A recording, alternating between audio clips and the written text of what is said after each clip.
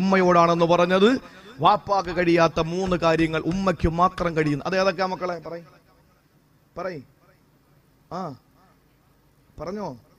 പപ്പടോ? പിന്നെ പ്രസവിക്കുക, പിന്നെ പാല് കൊടുക്കുക, പിന്നെ ഉമ്മാക്ക് മാത്രം കഴിയുന്ന കാര്യം തൊട്ടിലെട്ടി തരുമോ?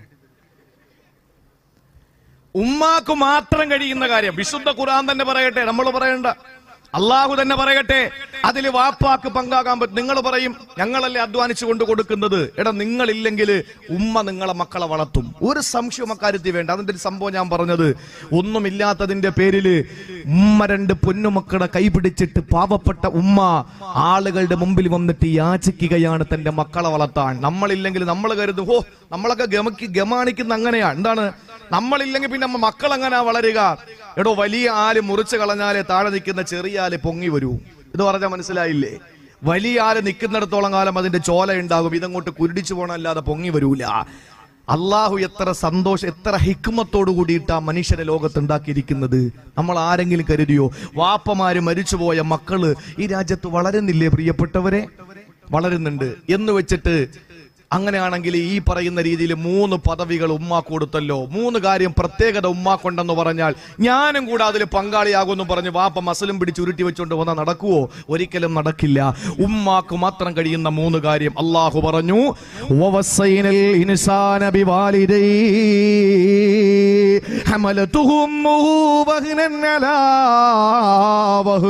സൂറത്തുൽ ലുഖ്മാനിലൂടെ പടച്ചതമ്പുരാൻ പറയുകയാ,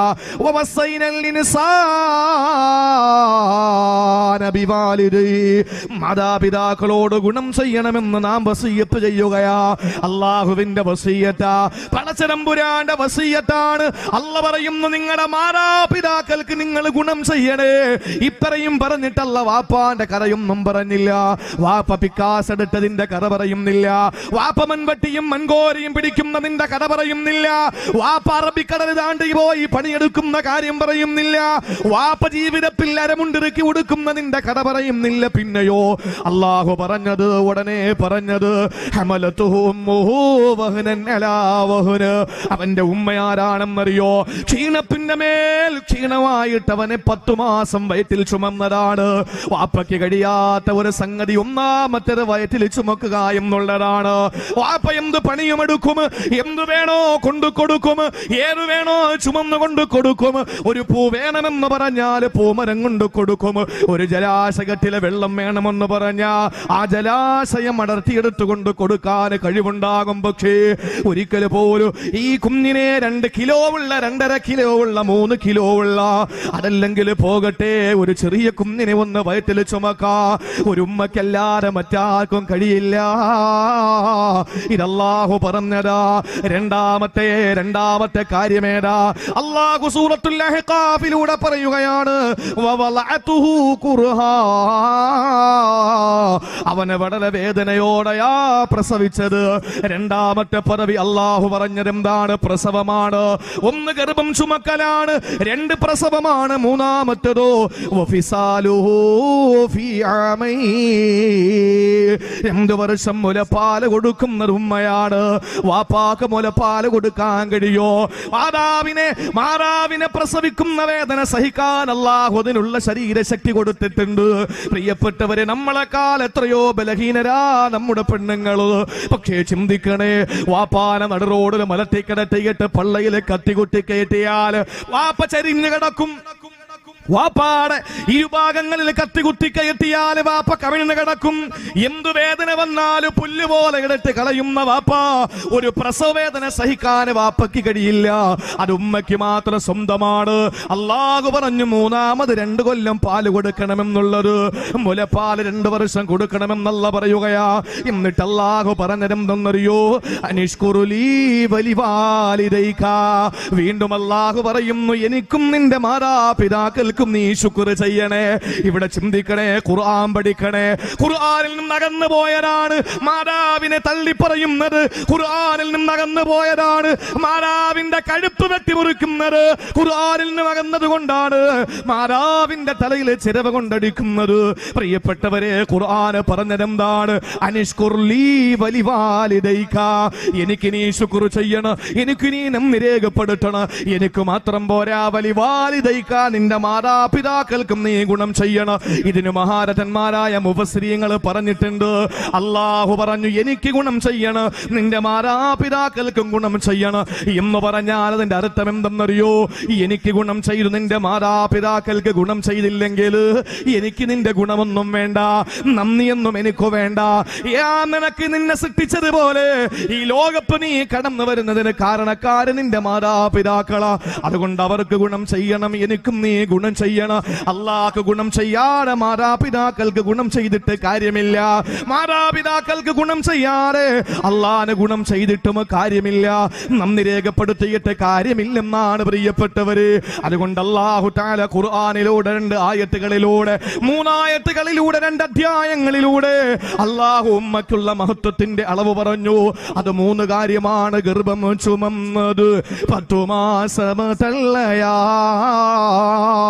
പ്രസവിച്ച വേദന തിന്നതും അവള് തന്നെയാ, പാലും കൊടുത്തു വളർത്തലും അവളാണ്. ഇവ 3 കാര്യം ബാപ്പയിൽ ഒഴിവാണ്. അപ്പാക്ക് പറ്റോ? 1 വയസ്സ് വരെ ഞാൻ കൊടുത്തില്ലേ, അതുകൊണ്ട് നിങ്ങൾ 1 വയസ്സ് കൊടുക്കും പാലെന്ന് പറഞ്ഞാൽ കവർ പാല് വാങ്ങിച്ചുകൊണ്ട് കൊടുക്കാനേ പറ്റൂ. മുലപ്പാല് കൊടുക്കാൻ ഉമ്മയ്ക്ക് മാത്രമേ കഴിയൂ, അത് വാപ്പാക്ക് കഴിയൂല. എന്റെ പ്രിയപ്പെട്ടവരെ, ഉമ്മയെയും കുട്ടിയെയും തള്ളയെയും പിള്ളയെയും വീടിനെയും കൂടെ ഒരുമിച്ചെടുക്കാനുള്ള ആരോഗ്യം വാപ്പാക്ക് ഉണ്ടാവും. പക്ഷേ ഇതിനെ ഒന്ന് ചുമന്നുകൊണ്ട് നടക്കാനുള്ള ആരോഗ്യം വാപ്പയ്ക്കല്ല കൊടുത്തിട്ടില്ല. എന്റെ പ്രിയപ്പെട്ടവരെ, അതുകൊണ്ട് തന്നെ ഗർഭധാരണവും പ്രസവവും അതുപോലെ തന്നെ മുലപ്പാല് കൊടുക്കുന്നതും, ഈ 3 കാര്യങ്ങൾ ഉമ്മയ്ക്ക് മാത്രം പ്രത്യേകതയുണ്ട്. അതൊരിക്കലും വാപ്പാക്ക് കടയിക്കടത്താൻ ഒരിക്കലും സാധ്യമല്ല. അതുകൊണ്ട് തന്നെ 3 പദവികൾ അള്ളാഹു എന്ത് കൊടുത്തു? ഉമ്മയ്ക്ക് കൊടുത്തു. 4ാമത്തെ പദവിയാണ് വാപ്പാക്ക് കൊടുത്തത്. അള്ളാഹു മനസ്സിലാക്കാനുള്ള തൗഫീക്ക് തരട്ടെ. അള്ളാഹു മനസ്സിലാക്കാനുള്ള തൗഫീക്ക് നൽകി അനുഗ്രഹിക്കുമാറാവട്ടെ. അല്പം കൂടെ ഒന്ന് കൂട്ടി വെച്ചേ മാസ്റ്റർ. എന്റെ പ്രിയപ്പെട്ട സഹോദരങ്ങളെ, അതുകൊണ്ട് ജീവിതത്തിൽ നമുക്ക് നമ്മുടെ ഉമ്മയോടുള്ള കടമകൾ, നമ്മുടെ കടപ്പാടുകൾ, അത് നമ്മൾ മനസ്സിലാക്കിയിട്ട് വേണം നമ്മുടെ ജീവിതത്തെ മുന്നോട്ട് കൊണ്ടുപോകാൻ. നമ്മുടെ വളർച്ചയുടെ പിന്നിൽ നമ്മുടെ ഉമ്മയാണ്. ഞാൻ നിങ്ങളോട് പറയാൻ പോകുന്ന 1ാമത്തെ കാര്യം, എന്റെ പ്രിയപ്പെട്ട സഹോദരങ്ങളെ, ഞാൻ ചോദിക്കട്ടെ, ഖുർആൻ പഠിക്കുന്നവരല്ലേ നിങ്ങൾ? സുജൂദിൽ എന്താ നമ്മൾ ഓതേണ്ടത്? സുബ്ഹാന റബ്ബിയൽ അഅ്ലാ വബിഹംദിഹി. റുകൂഇലോ സുബ്ഹാന റബ്ബിയൽ അലീം വബിഹംദിഹി. ഇഅ്തിദാലിലോ റബ്ബനാ ലക്കൽ ഹംദു മിൽഅ സമാവാതി വമിൽഅൽ അർളി വമിൽഅ മാ ശിഅത മിൻ ഷൈഇൻ ബഅദ്. അല്ലേ? ഇടയിലുള്ള ഇരുത്തത്തിലോ റബ്ബിഗ്ഫിർലി വർഹംനി വജ്ബുർനി വർഫഅനി വർസുഖ്നി വഹ്ദിനി വആഫിനി. ഇത് ഏതെങ്കിലും ഒരു സൂറത്തിൽ കാണിച്ചു തരാൻ പറ്റുമോ? നിസ്കാരത്തിന് അപ്പുറം വേറൊരു ഇബാദത്തില്ലല്ലോ. ഏതെങ്കിലും ഒരു സൂറത്തില് ഈ പറയുന്ന ദുആകൾ ഒന്ന് കാണിച്ചു തരാൻ പറ്റുമോ? നിസ്കാരത്തിൽ നമ്മൾ ഓതുന്ന, എന്തിനേറെ ഒരു ഉടമസ്ഥന്റെ മുമ്പിൽ ഒരു അടിമ ഏറ്റവും കൂടുതൽ അടുക്കുന്നത് അഖറബുമായ യകൂനുൽ അബ്ദു മിൻ റബ്ബിഹി വഹുവ സാജിദുൻ. സുജൂദിൽ കിടക്കുമ്പോഴാണ് ഒരു അടിമ ഉടമസ്ഥനായ റബ്ബിന്റെ അടുക്കൽ ഏറ്റവും കൂടുതൽ കടപ്പെടുന്നത് എന്ന് ആദരവായ പ്രവാചകൻ നബി മുഹമ്മദ് മുസ്തഫ നടന്നു പോകുന്ന നിലത്ത് അന്തസ്സിന്റെയും ഇസ്സത്തിന്റെയും അടയാളമായ തല കൊണ്ട് കുനിച്ചു വെച്ച് പൃഷ്ഠഭാഗമാകുന്ന നമ്മളൊക്കെ വൃത്തികെട്ട അവയവമായി കണ്ടിട്ടുള്ളതിനെ തലയേക്കാൾ ഉയർത്തി വെക്കുന്ന സുജൂദ്. എന്റെ പ്രിയപ്പെട്ടവരെ, എന്നിട്ട് പറയാണ്, അല്ലാഹുവേ നീയാണ് അത്യുത്തമൻ, നീയാണ് അത്യുന്നതൻ എന്ന് പറയുന്ന ആ സുജൂദിലുള്ള ദുആ ഖുർആൻ പഠിപ്പിച്ചിട്ടില്ല. അതൊക്കെ ഹദീസിലാണ്. പക്ഷേ ഉമ്മാക്ക് വേണ്ടി ദുആ ചെയ്യണം എങ്ങനെയാന്ന് ഖുർആൻ പറഞ്ഞു. ഉമ്മാക്ക് എങ്ങനെ ദ്വാരക്കണമെന്നുള്ളത് ഖുർആനിലൂടെ പറഞ്ഞു. എന്റെ പ്രിയപ്പെട്ട സഹോദരങ്ങളെ, ഒന്ന് ചിന്തിച്ചു നോക്ക്. അള്ളാഹു മനസ്സിലാക്കാനുള്ള തൗഫീക്ക് തരട്ടെ. ഉമ്മയോട് ഒരിക്കലും മോശമായി, വാപ്പയോടും അങ്ങനെ തന്നെ. ഉമ്മയായതുകൊണ്ട് ഉമ്മയുമായി ബന്ധപ്പെട്ട വിഷയം ഞാൻ പറയാണ്. വാപ്പയെ നിങ്ങൾ കൂട്ടി വായിക്കുക. ഒരിക്കലും ഉമ്മാനോട് മോശമായ ഒരു വാക്ക് നീ പറയാൻ പാടില്ല. നിന്റെ പ്രിയപ്പെട്ട മാതാവിനോട് മോശപ്പെട്ട ഒരു വർത്തമാനം നീ പറയാൻ പാടില്ല. നിങ്ങൾക്കറിയുമോ, പരിശുദ്ധമായ ഖുർആനിലൂടെ അല്ലാഹ് പറയുകയാണ്, വലാ തഖുല്ലഹുമാ ഉഫിൻ, ഛേ എന്ന വാക്ക് പോലും നിങ്ങൾ പറയല്ലേ, ഛേ എന്ന വാക്ക് പോലും നിങ്ങൾ പറയല്ലേ എന്ന് പറയുന്ന വാക്കിന്റെ ഗൗരവം നിങ്ങൾക്കറിയോ? എന്ന് പറയുന്ന വാക്കിന്റെ വ്യാപ്തി നിങ്ങൾക്കറിയോ? ഒരിക്കലും അല്ലാഹുവിന്റെ ഡിക്ഷണറിയിൽ ഉഫിനെക്കാൾ താഴ്ന്ന ഒരു വാക്കില്ലെന്നാണ് മുഫസ്സിരീങ്ങൾ പറയുന്നത്. അള്ളാന്റെ മുന്നിൽ ഉഫ് എന്ന് പറയുന്നതിനേക്കാൾ താഴ്ന്ന ഒരു വാക്ക് വേറെയില്ല. അള്ളാഹുവിന്റെ ഡിക്ഷണറിയിലെ ഏറ്റവും പാഴേറ്റത്തിലുള്ള വാക്കാണ് അള്ളാഹു പറഞ്ഞത്. പക്ഷേ നിങ്ങൾ അങ്ങനെ പറയാൻ പാടില്ല. എന്ന് പറഞ്ഞാല് മോശപ്പെട്ട രീതിയിൽ വാളുമെടുത്ത് കത്തിയുമെടുത്ത് കടാരയുമെടുത്ത് കമ്പിപ്പാറയെടുത്തിട്ട് ഉമ്മാന്റെ മുമ്പിൽ വന്നിട്ട് ഛേ എന്ന് പറയുന്നതല്ല. നമ്മൾ പറയുമല്ലോ, പക്ഷെ ഉമ്മാ നിങ്ങൾ അങ്ങനെ ചെയ്യണ്ടായിരുന്നു, ഉമ്മാ നിങ്ങൾക്ക് അങ്ങനെ ചെയ്തുകൂടായിരുന്നു, പക്ഷെ അത് മോശമായി പോയല്ലോ, പക്ഷെ നിങ്ങൾ എന്തിനാ അങ്ങനെ പറഞ്ഞത്? ഈ വാക്കാണ് അല്ലാഹു ഉദ്ദേശിച്ചത്. ഒരിക്കലും നിങ്ങൾ ഛേ എന്ന വാക്ക് പറയല്ലേ. എന്തുകൊണ്ടാ ചെറുപ്പക്കാരാ ഖുർആൻ അങ്ങനെ പറഞ്ഞത്? എന്തുകൊണ്ടാണ് റസൂലുള്ളാഹി അങ്ങനെ പറഞ്ഞത്? പൊന്നുമോനെ, നിന്നെ സംസാരിക്കാൻ പഠിപ്പിച്ചതാരടാ? നിന്നെ ഈ വാക്സാമർത്ഥ്യമുള്ളവനാക്കി മാറ്റിയതാരാ?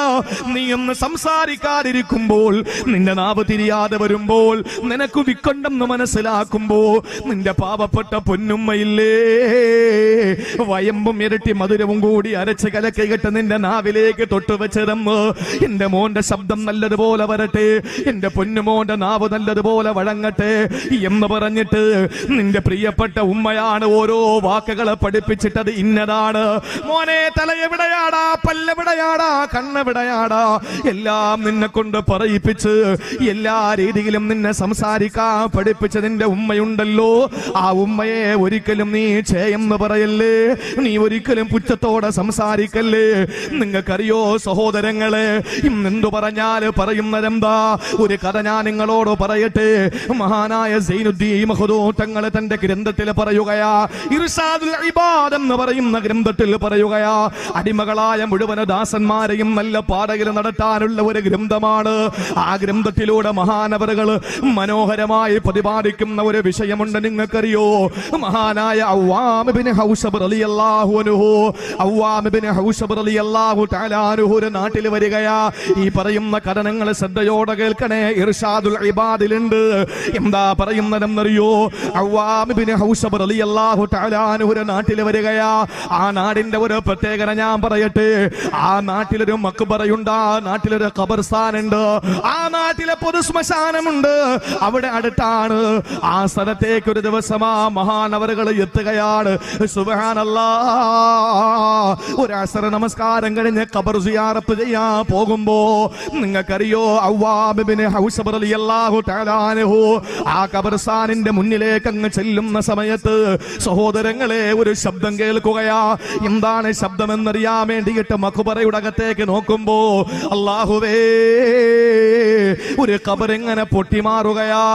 ആ ഖബർ ഇങ്ങനെ പൊട്ടിമാറിയിട്ട് ആ ഖബറിൽ നിന്നൊരു മനുഷ്യൻ ഇറങ്ങി വരികയാ. ഇത് വിശ്വസിക്കണേ, ഞാൻ ഗ്രന്ഥത്തിന്റെ പേര് പറഞ്ഞല്ലോ, അവര് വെറുതെ കള്ളം പറയുന്നവരല്ല. പാഠം ഉൾക്കൊള്ളാനും പഠിക്കാനും ജീവിതത്തിൽ പ്രാവർത്തികമാക്കാനും നന്നാകാനും വേണ്ടിയിട്ടാ സഹോദരങ്ങളെ ആ ഖബർ വിളന്നിട്ടൊരു മനുഷ്യൻ ഇറങ്ങി വരികയാണ്. ആ മനുഷ്യന്റെ പ്രത്യേകത എന്തെന്നറിയോ? ആ മനുഷ്യന്റെ തല കഴുതയുടെ തല പോലെയാണ്.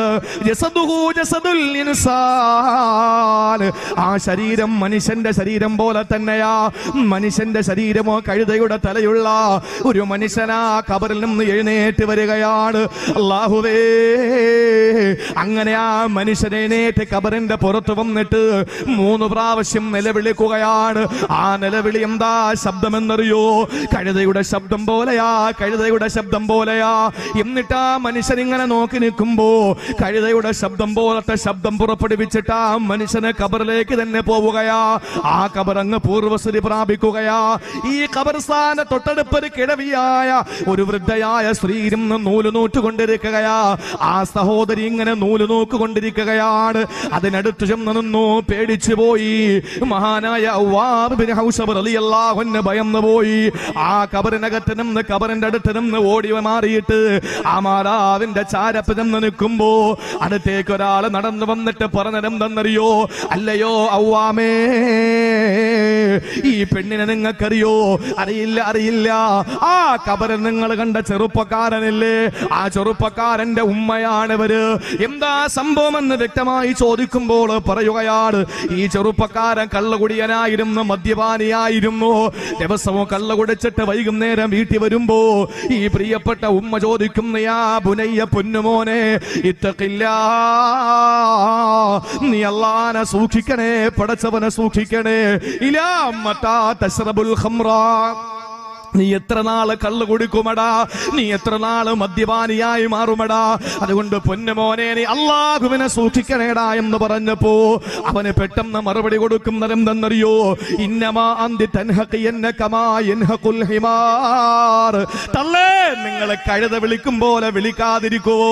സഹോദരങ്ങളെ, ഒരു തള്ളയോട് തന്റെ മകൻ പറഞ്ഞ വാക്കെങ്ങനെയാണ്?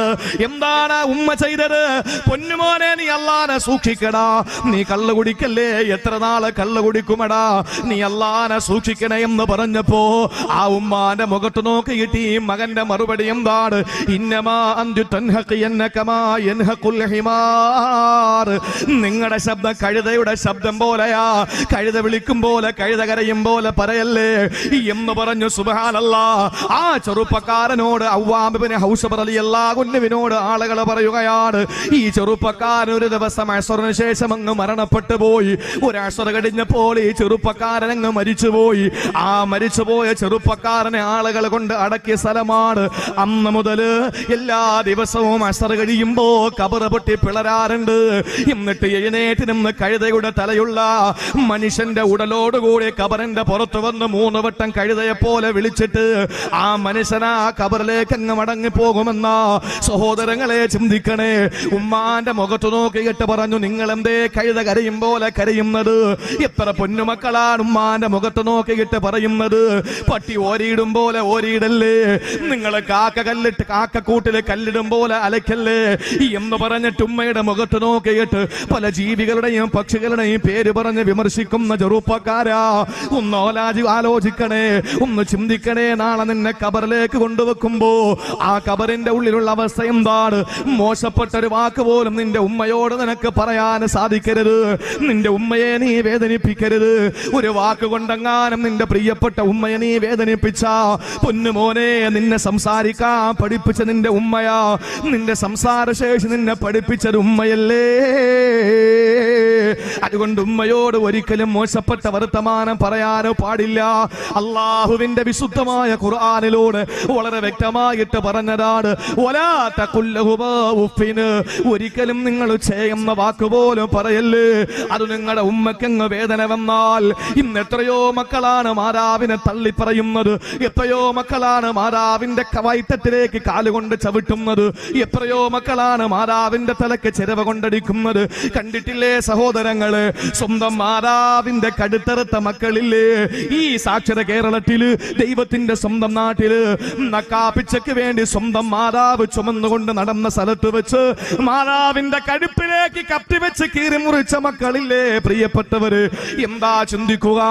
ലോകത്ത് എന്തെല്ലാം സൗകര്യങ്ങളും സംവിധാനങ്ങളോ എന്തെല്ലാം സജ്ജീകരണങ്ങൾ വന്നാൽ നിങ്ങൾക്കറിയോ? കേരളത്തിന്റെ അങ്ങേയറ്റത്തെ കാസർഗോഡ് ജില്ല കഴിഞ്ഞാൽ മംഗലാപുരമാണ്.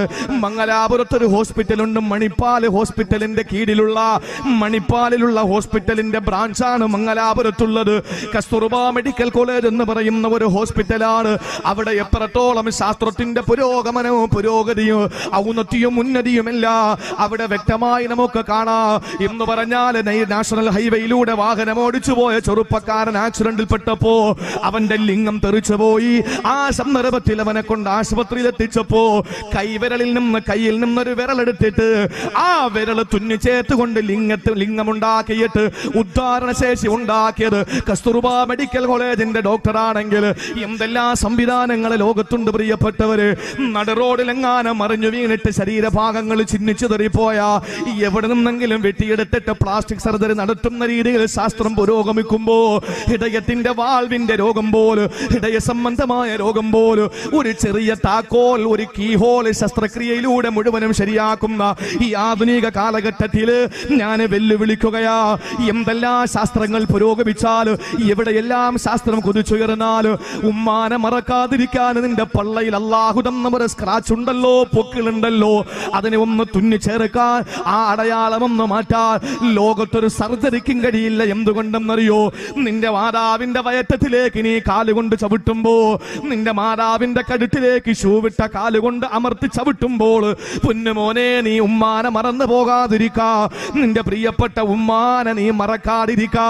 നിന്റെ പള്ളയിൽ അല്ലാഹു ഒരു സമ്മാനം തന്നിരിക്കുകയാണ്. അതാണ് പൊക്കിൽ കൊടി. മറക്കാൻ പറ്റുമോ? ഉമ്മായ മറക്കാൻ, വാപ്പായ ഓർക്കാൻ വേണ്ടി നമുക്ക് ആരെങ്കിലും അല്ലാഹു എവിടെയെങ്കിലും ഒരു അടയാളം തന്നിട്ടുണ്ടോ? ചിലര് വാപ്പായ കണക്കിരിക്കും. നമ്മൾ പറയുമല്ലോ തിരിച്ചറിയൽ കാർഡാ, അല്ലെങ്കിൽ ഫോട്ടോസ്റ്റാറ്റ് പോലെ ഉണ്ട് എന്ന് പറയുമല്ലോ. വാപ്പായ പോലെ ഇരിക്കും, പറ്റില്ല. പക്ഷേ വാപ്പായ മറക്കാതിരിക്കാൻ വേണ്ടി അള്ളാഹു നമ്മുടെ മക്കൾക്കൊന്നും കൊടുത്തിട്ടില്ല. പക്ഷെ ഉമ്മായ മറക്കാതിരിക്കാൻ വേണ്ടി നമ്മുടെ പള്ളയിൽ, നമ്മൾ എപ്പോഴും കാണുന്ന നമ്മുടെ വയറ്റത്ത്, നമ്മുടെ വയറാണല്ലോ നമ്മുടെ വിഷയം. എന്റെ പ്രിയപ്പെട്ടവരെ, ആ പള്ളയിൽ അള്ളാഹു ഒരു അടയാളം നമുക്ക് തന്നിട്ടുണ്ട്. ഒരു പെണ്ണ് ഗർഭിണിയാകുന്ന പ്രഗ്നന്റ് ആകുന്ന കാലയളവിൽ അവള് പിന്നെ മെൻസസ് ആവൂല, അവൾക്ക് പിന്നെ ആർത്തവരക്തം ഉണ്ടാവൂല. എന്താ സംഭവിക്കുന്നത്? അള്ളാഹു ഓട്ടോമാറ്റിക്കായി ഞരമ്പിനെ വയറ്റിൽ കിടക്കുന്ന കുഞ്ഞിന്റെ പൊക്കളിലൂടെ അള്ളാഹു ഇറക്കി കൊടുക്കുകയാ. ആ ദുഷിച്ച രക്തം അള്ളാഹു ശുദ്ധ രക്തമാക്കിയിട്ട് ഭക്ഷണം എത്തിച്ചു കൊടുക്കുകയാണ്. അത് ഭക്ഷണമാക്കുന്നു. കുട്ടി വലുതായി 9 മാസം 10 ദിവസം കഴിഞ്ഞ് ആ പെണ്ണ് പ്രസവിക്കുമ്പോൾ ആ ഞരമ്പോട് കൂടിയിട്ടാണ് പുറത്തേക്ക് വരുന്നത്. അപ്പോഴാ ഡോക്ടർമാർ കട്ട് ചെയ്ത് ആ ഞരമ്പ് അകത്തേക്ക് പോകും. പിന്നെ ആ പെണ്ണ് വീണ്ടും പഴയതുപോലെ ആ പെണ്ണ് മെൻസസ്സുകാരിയാകുന്നു. എന്താ കാര്യം? ഈ പൊക്കിള് കൊടിയാണ് അവസാനം നമ്മുടെ പൊക്കിളിൽ നിന്ന് കൊഴിഞ്ഞു പോവുകയോ അല്ലെങ്കിൽ അടർത്തി മാറ്റുകയോ ചെയ്യുന്നത്. പക്ഷേ ആ അടയാളം ഒരിക്കലും നമ്മുടെ ജീവിതത്തിൽ നിന്ന് ഏതെങ്കിലും ഒരാൾ മാറ്റി ചരിത്രമുണ്ടോ? അതങ്ങനെ ഇരിക്കുമ്പോൾ വൃത്തികേടാണെന്ന് പറഞ്ഞിട്ട് ആരെങ്കിലും അവിടെ തുന്നിച്ചേർക്കാൻ തയ്യാറാവോ? ഇല്ല. എന്താ കാര്യം? നീ എത്ര വളർന്നാലും നിന്റെ ഉമ്മാനെ മറക്കാതിരിക്കാൻ വേണ്ടി അള്ളാഹു നിന്റെ പള്ളക്ക് തന്നതാണ്. അതുകൊണ്ട് മോശപ്പെട്ട ഒരു വാക്ക് പോലും നമ്മുടെ ഉമ്മായോട് നമ്മൾ പറയാൻ പാടില്ല, ഉമ്മായി ചവിട്ടാൻ പാടില്ല. കാരണം നിന്നെ പിച്ച വെക്കാൻ പഠിപ്പിച്ച നിന്റെ പ്രിയപ്പെട്ട ഉമ്മയാണ്.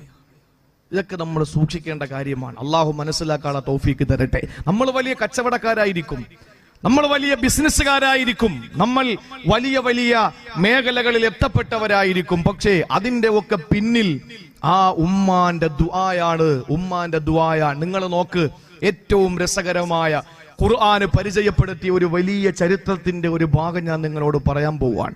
എന്റെ പ്രിയപ്പെട്ട കച്ചവടക്കാരുണ്ടെങ്കിൽ, തൊഴിൽ ചെയ്യുന്നവരുണ്ടെങ്കിൽ, അതല്ലെങ്കിൽ ബിസിനസ്സുകാരുണ്ടെങ്കിൽ, ഒന്നുമല്ലാത്ത കൂലിപ്പണിക്കാരുണ്ടെങ്കിൽ, നിങ്ങളുടെ പ്രിയപ്പെട്ട ഉമ്മ ജീവിച്ചിരിപ്പുണ്ടെങ്കിൽ ആ ഉമ്മായുടെ ഗുരുത്വ പൊരുത്തങ്ങൾ നേടിയിട്ട് വേണം നിങ്ങൾ കച്ചവടത്തിന് ഇറങ്ങാൻ. ഈ പ്രതിസന്ധിയുടെ സമയത്ത് നമ്മളൊക്കെ ഇപ്പൊ ആഗ്രഹിക്കുന്നത് എന്താണ്? എവിടെയൊക്കെ ആ പിടി വീണിരിക്കുന്നത്? എന്റെ പ്രിയപ്പെട്ടവരെ, ഒന്ന് വെള്ളമില്ല, 2 ആ വെള്ളമില്ലാത്തതോടൊപ്പം തന്നെ സാമ്പത്തികമായ പ്രതിസന്ധിയാണ് നമ്മൾ നേരിടുന്നത്, അല്ലേ? സാമ്പത്തിക പ്രതിസന്ധി എന്ന് പറഞ്ഞാൽ ചില്ലറ പ്രതിസന്ധിയല്ല, നമുക്ക് താങ്ങാൻ പറ്റുന്നതിനപ്പുറമാണ് ഇന്നത്തെ സാമ്പത്തിക പ്രതിസന്ധി. എല്ലാത്തിനും വില കൂടുന്നു. അള്ളാഹുവിന്റെ റസൂല് പറഞ്ഞു, വില കൂടുന്ന ഒരു കാലം വന്നാൽ അത് അലാമത്തു സഅ, ലോകാവസാനത്തിന്റെ അടയാളമാണ്. എല്ലാത്തിനും വില കൂടുകയാണ്, അല്ലേ? ഏതിനാ വില കൂടാത്തത്? വില കൂടാത്ത ഒന്നേ ഉള്ളൂ, അത് മുസ്ലിയാരുടെ ശമ്പളം മാത്രമേ ഉള്ളൂ. ബാക്കി എല്ലാത്തിനും കൂടിയല്ലോ, എല്ലാം കൂടിയല്ലോ. എന്റെ പ്രിയപ്പെട്ട സഹോദരങ്ങളെ, എല്ലാത്തിനും വില കൂടുന്നു. രാത്രി 12 മണിക്ക് ഡീസലിന് ഒരു വില. നേരം വെളുത്തതൊന്നും അറിയാതെ കിടന്നുറങ്ങുന്ന എല്ലാ 12 മണിക്കാണല്ലോ ഇപ്പൊ രാത്രി നടക്കുന്നത് കാര്യങ്ങളൊക്കെ. അതുകൊണ്ട് തന്നെ രാവിലെ എഴുന്നേറ്റ് സുബഹിക്ക് പള്ളിയിൽ വരുമ്പോൾ എണ്ണ അടിക്കാൻ വേണ്ടി പമ്പി കയറുമ്പോഴാണ് അറിഞ്ഞില്ലേ രാത്രി 1 മണിക്ക് വില കൂടി. എന്റെ പ്രിയപ്പെട്ട സഹോദരങ്ങളെ, എല്ലാത്തിനും വില കൂടുന്നു, സാമ്പത്തികമായി തകരുന്നു, കച്ചവടം നടക്കുന്നില്ല, പ്രതിസന്ധിയാണ്. എല്ലാം അങ്ങനെ നിൽക്കുമ്പോൾ നമ്മൾ എന്താ ചെയ്യേണ്ടത്? നമ്മൾ എല്ലാ സ്ഥലത്ത് പോയി, അവിടെ പോയി നൂലോതി കെട്ടി, ഇവിടെ പോയി നമ്മൾ കൂടോതി കെട്ടി, ഇതൊക്കെ നമ്മൾ ചെയ്യുന്നല്ലോ. ഞാൻ അതിനെപ്പറ്റി എന്നെ നല്ല വശവും അതിന്റെ മോശവശവും ഒന്നും പറയാൻ ഞാൻ തയ്യാറാവുന്നില്ല, അതിനുള്ള സമയമല്ല, എനിക്ക് അക്കാര്യം പറയേണ്ട കാര്യവുമില്ല. ഞാൻ പറയുന്നത്, നിങ്ങളുടെ പ്രിയപ്പെട്ട ഉമ്മയോട് ഇന്ന് വരെയെങ്കിലും ഒന്ന് ദുആരക്കണമെന്ന് പറഞ്ഞിട്ടുണ്ടോ? ഇല്ല എങ്കിൽ ഉമ്മാന്റെ തൃപ്തിയോട് കൂടിയിട്ട് നമ്മൾ പറയും. പെണ്ടാട്ടി വന്നിട്ട് പറയും, ഉമ്മ അറിയണ്ട, വല്ല പ്രശ്നമാണ്, അല്ലേ? ഉമ്മ അറിയണ്ട, ഇതൊന്നും ഉമ്മാட்ட പറയണ്ട. ഭാര്യ പെണ്ണുങ്ങളല്ലേ അവര്, പെണ്ണുങ്ങളല്ലേ അവര് വന്നിട്ട് ഇങ്ങനെ പറയുമ്പോൾ അത് പ്രിയപ്പെട്ട മാതാവിനെ മറച്ചു വെച്ചിട്ട് നീ തുടങ്ങിയാൽ ഒരിക്കലും നിനക്കതിൽ ഗുണമുണ്ടാകൂല. ഒരിക്കലും നിന്റെ ഉമ്മയോളം ഒരു പെണ്ടാട്ടിയും ഒരു മക്കളും ഒരു കുടുംബവും ഒരാളും ഒരു കാമുകിയും നിന്റെ ഉമ്മയോളം സ്നേഹം ഉണ്ടായതായൂല. നമ്മുടെ ഉമ്മയോളം നമ്മളെ സ്നേഹിക്കുന്ന ലോകത്തൊരാളും ഉണ്ടാവൂല. കെട്ടിയോളും ഉണ്ടാവൂല, കെട്ടിയോനും ഉണ്ടാവൂല. അത് നിങ്ങൾ പഠിക്കണം. ആ ഒരു തത്വം നമ്മൾ പഠിച്ചിരിക്കണം. ഉമ്മയോളം ലോകത്തിന് ആര് വന്നാലും ആകില്ല.